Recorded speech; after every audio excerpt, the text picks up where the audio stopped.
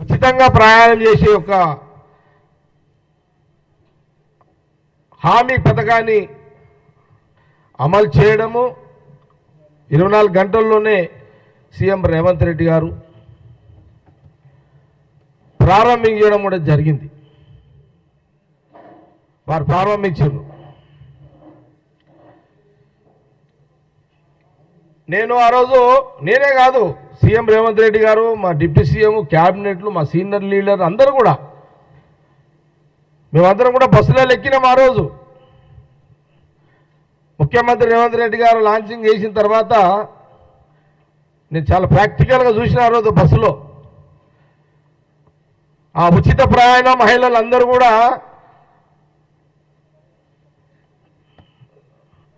Bus ఎక్కడము, ఫ్రీగా వాళ్ళు ప్రయాణం చేయడము, ఒకరికి 20 రూపాయలు మిగిలొచ్చు, భారంగా అంటే వాళ్ళ మీద పడకపోవచ్చు, ఒకరు 100 రూపాయలు, ఒకరు 200. చాలా ఆనందాన్ని వ్యక్తం చేశారు మహిళా లోకం అంతా కూడా. తెలంగాణలో తెలంగాణ ప్రజలు, మహిళలు ఆ రోజు ఆ ఉచిత బస్సును చాలా సంతోషాన్ని వ్యక్తం చేశారు. Students, college students, high school students, ఆడపిల్లలు ఉచితంగా ప్రయాణాన్ని వాళ్ళు చాలా చాలా వాళ్ళ సంతోషాన్ని వ్యక్తపరిచారు ఆ రోజున. ఇది ఒక బ్రహ్మాండమైన మహిళా ఉచిత ప్రయాణం ఆర్టీ బస్సులో అనేది ఒక స్కీమ్ గురించి వాళ్ళు చెప్తుంటే నాకు కూడా చాలా సంతోషం అనిపించింది. ఆ పథకం గురించి ఆ మహిళలు చెప్తుంటే నేను ఆ రోజు బస్ కండక్టర్ని అడిగిన, నువ్వు ఇప్పుడు ఎక్కడి నుంచి వస్తున్నావు అని అంటే, నేను పడంచేరు నుంచి నిజామాబాద్ ఆ జిల్లాకు నేను అక్కడికి వెళ్తున్నా, రోజుకి ఎన్ని ట్రిప్పులు కొడతావంటే 2 ట్రిప్పులు కొడతాను అన్నాడు తను. అప్ అండ్ డౌన్ అంటే 4 ట్రిప్పులు. ఈ 4 అంటే పోను రాను. ఎంత టికెట్ ఎంత ఉంటుందంటే 150 రూపాయలు ఉంటుందన్న టికెట్ అన్నాడు. రోజు ఎంతమంది మహిళలు ప్రయాణం చేస్తున్నారు నీ బస్సులో?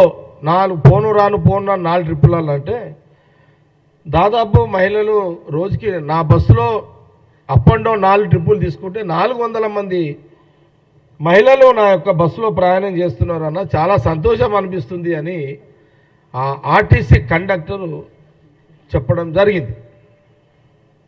ఇది ప్రాక్టికల్. ఇది కాకపోతే కేటీఆర్, హరీష్ రావు బస్ ఎక్కరు కాబట్టి వాళ్ళకి తెలియదు. వాళ్ళంతా బెంచ్ కార్లలో తిరుగుతారు, వాళ్ళకి తెలియదు ఇదంతా. వాళ్ళంతా ఏ మధ్యలో ఎందుకే మీరు? కాబట్టి వాళ్ళు బెంచ్ కార్లలో తిరుగుతాడు కేటీఆర్, హరీష్ రావు, ఆ కుటుంబం మొత్తం బెంచులలోనే తిరుగుతారు. ఇంకా నాకు వేరే పేర్లు రావు, కార్లై. చిన్న నీకేమన్నా తెలిస్తే చెప్పు నాకు. ఆర్డీ, బీడీ, గీడీలు అన్నీ ఇట్లా తిరుగుతారు వాళ్ళంతా. BMW. ఎందుకంటే నేను బ్రిజా కార్లో తిరుగుతాను, నాకు ఆ పేర్లు తెలివై, నా ప్రాబ్లం అది అన్నా కదా అన్న. నేను ఈ మధ్యలో అయితే ట్యాక్సీ బండ్లో తిరుగుతున్నా, చిన్న బండ్లే. ఈ మధ్యలో అయితే ఆటోలలో కూడా తిరుగుతుంటాను నేను. కేటీఆర్ గారు, హరీష్ రావు గారు, మీరు బాగా అసెంబ్లీలో రెచ్చిపోతున్నారు. అరే గవర్నమెంట్ వచ్చి ఎంత రోజులైందా? వచ్చిన 10 రోజులకే రేవంత్ రెడ్డి ముఖ్యమంత్రి అసెంబ్లీ పెట్టిండు. మీకేమైనా జ్ఞానం మీకేమైనా ఉందా? మీకేమన్నా 5 ఏళ్ళు నేను సరే బ్యాడ్ లక్, ఇక టైం బాగలేదు, గవర్నమెంట్ వచ్చే టైంకి నేను బయట ఉన్నా, కానీ నేను లోపల ఉంటే ఆడుతుంటే ఆట వీళ్ళతోటి.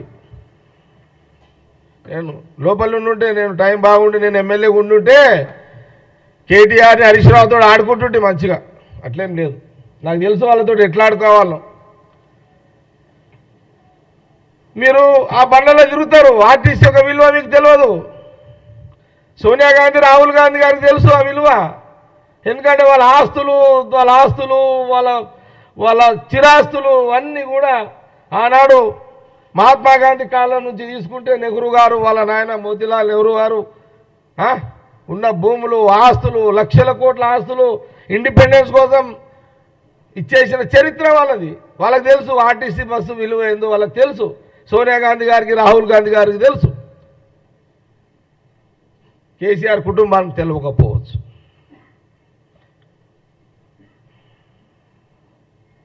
పిల్లలకు తెలియకపోవచ్చు, ఎందుకంటే పిల్లలు పవర్ రాగానే రోడ్డు మీదకి వచ్చారు కాబట్టి తెలియకపోవచ్చు.